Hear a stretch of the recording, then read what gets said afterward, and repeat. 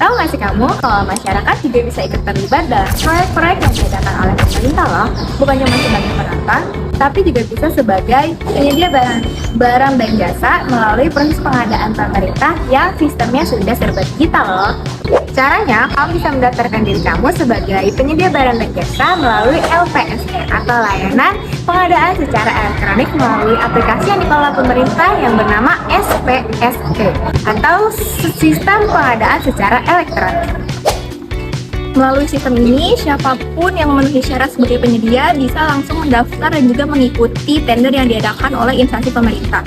Jadi, tidak hanya perusahaan besar saja, tetapi pelaku usaha mikro kecil dan menengah juga bisa ikut berkontribusi dalam pembangunan negara. Nah, semua prosesnya dilakukan secara online mulai dari pendaftaran, pengunggahan dokumen, evaluasi, sampai dengan pengumuman pemenang tender. Nah, sekarang ayo kita gali lebih dalam apa itu LPSE dan juga SPSE. Jadi, LPSE atau Layanan Pengadaan Secara Elektronik adalah sistem yang dikembangkan oleh Lembaga Kebijakan Pengadaan Barang dan Jasa Pemerintah atau biasa disebut dengan LKPP. Tujuannya adalah untuk mempermudah dan mengoptimalkan proses pengadaan barang dan jasa pemerintah secara online. PSE ini dijalankan menggunakan aplikasi bernama SPSE atau Sistem Pengadaan Secara Elektronik. Dengan sistem ini, semua tahapannya bisa dilakukan secara digital, mulai dari pengumuman lelang, pendaftar penyedia barang dan jasa, evaluasi penawaran, sampai dengan pengumuman pemenang tender. Nah, SPSE ini bisa juga disebut sebagai marketplace pemerintah. Bedanya, marketplace biasa itu digunakan oleh masyarakat untuk melakukan jual beli secara umum, maka SPSE digunakan pemerintah untuk mencari penyedia barang maupun jasa yang akan melakukan proyek-proyek untuk publik.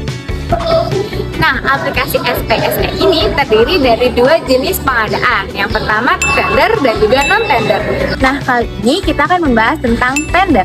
Jadi, tender adalah proses lelang terbuka yang diikuti oleh penyedia barang dan jasa yang bersaing untuk memperebutkan proyek dari pemerintah. Dalam sistem SPSE, semua prosesnya dilakukan secara online, mulai dari pengumuman lelang, pendaftaran peserta, pengunggahan dokumen penawaran, serta proses evaluasi dan juga pengumuman pemenang tender. Tujuan dari tender adalah untuk memastikan pemerintah mendapatkan produk dan jasa yang berkualitas baik dan juga harga yang wajar, serta prosesnya transparan dan juga akuntabel. Kita akan mengeksplor, mempelajari, dan memahami terkait proses pengadaan pada penyediaan barang atau jasa bagi pemerintah. Yuk, langsung saja kita intip tata caranya. Jadi langkah yang pertama itu, jika kalian sebagai calon vendor, maka kalian bisa akses website di bawah ini. Di browser kalian masing-masing, maka akan tampil laman seperti ini. Selanjutnya, untuk tahap kedua, supaya kalian bisa tahu tender apa saja yang sedang dilakukan atau ditawarkan oleh pemerintahan, maka kalian bisa search atau cari nama kementerian atau lembaga publik lainnya yang memang kalian tertariki untuk mengikutinya.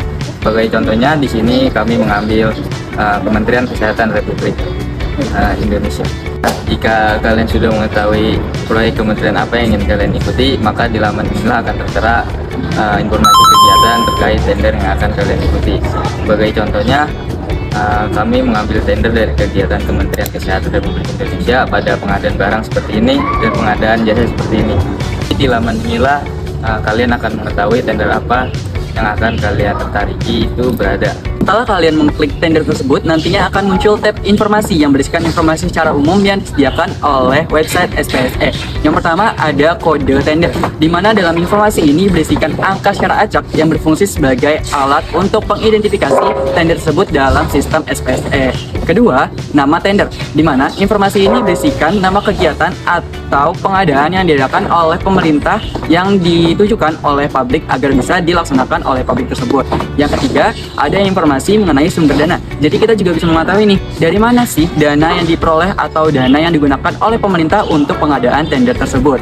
Lalu keempat, ada instansi penyelenggara, di mana informasi ini berfungsi agar kita mengetahui siapa yang menyelenggarakan tender tersebut. Seperti contoh di sini yaitu Kementerian Kesehatan.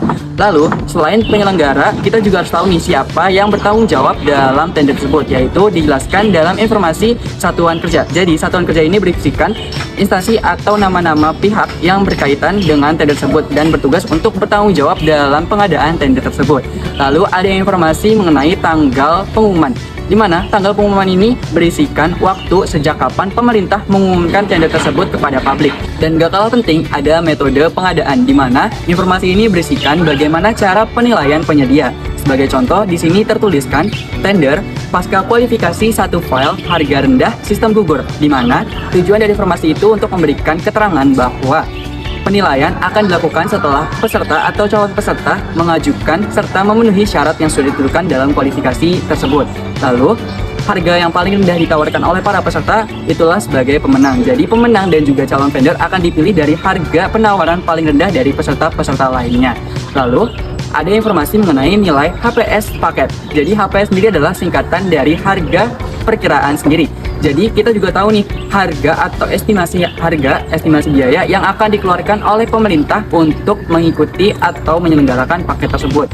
Lalu ada informasi mengenai jenis pengadaan. Jadi informasi ini berisikan barang atau jasa apa yang sedang diadakan oleh pemerintah, dan ada informasi mengenai lokasi pekerjaan. Jadi kita juga bisa mengetahui di mana sih pengadaan tersebut akan diadakan oleh pemerintah. Lalu yang terakhir ada informasi mengenai kualifikasi usaha dan juga syarat kualifikasi. Jadi dalam informasi ini berisikan pihak mana saja atau instansi mana saja yang diperbolehkan untuk mengikuti tender tersebut, serta persyaratan-persyaratan apa saja yang harus dipenuhi oleh para perusahaan atau instansi yang ingin mengikuti tender tersebut. Nah, karena udah tahu kan, kita sebagai masyarakat Indonesia bisa menjadi salah satu partisipasi dalam mendukung kegiatan pemerintahan.